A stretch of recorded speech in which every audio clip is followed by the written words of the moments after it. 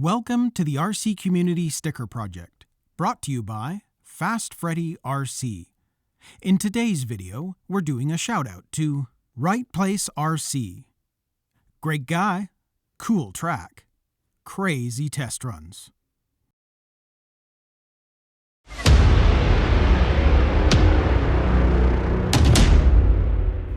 So for step 20, attaching the front dampers. Well, we're going to need to grab the springs. We've got C10 that we need, C9, and then we've got C14, which has to be attached to the chassis as well.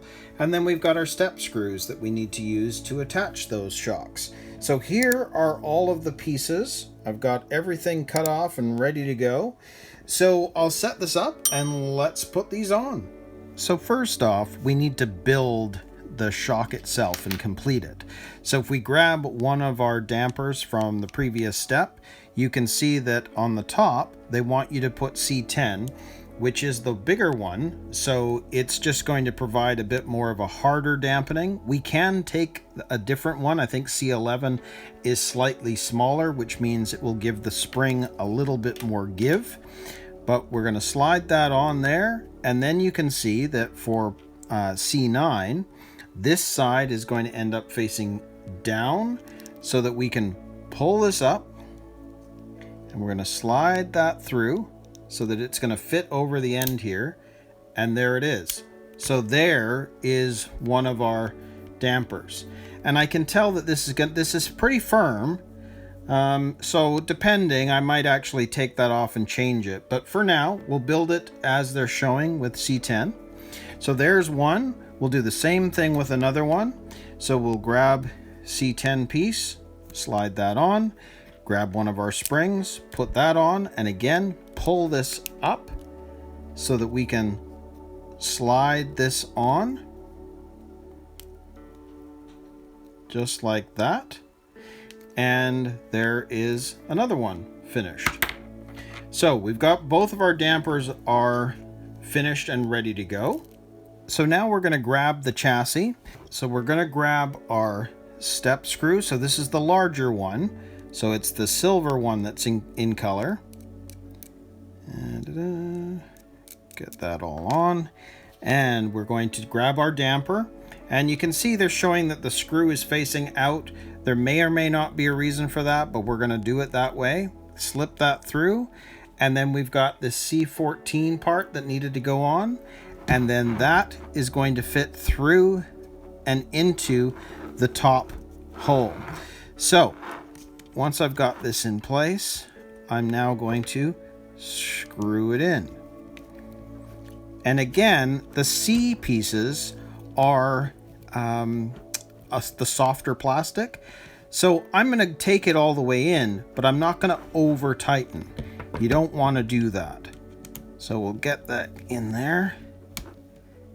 There we go. We're at the end. So that one is done. So now we're going to grab the step screw at the bottom, and it's going to go onto the inner hole. So if I just turn this over, I might do it this way.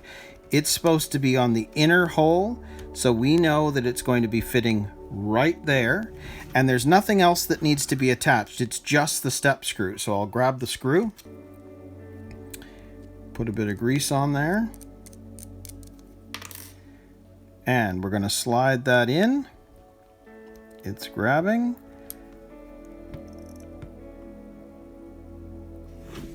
and I'll grab the screwdriver, and we'll start screwing that in. And again, we're going into the softer plastic, so just once you've got to the end, don't over tighten.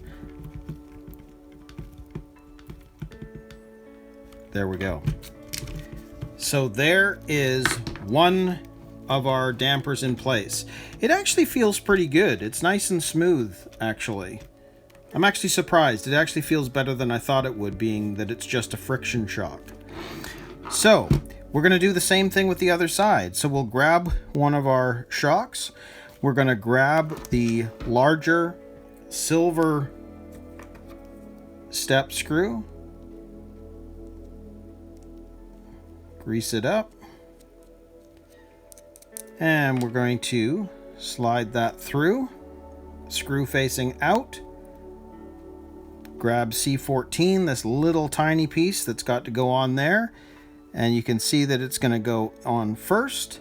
Then it's going into the outer hole on the chassis, just like we did on the last one. So I'm going to stick that in,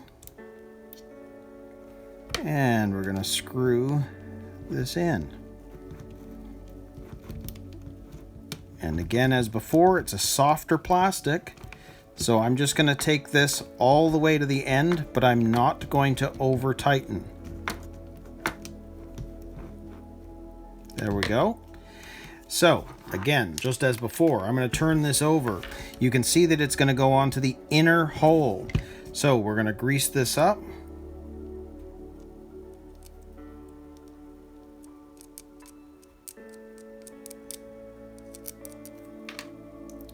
And grab this, turn it so that it's fitting the right way.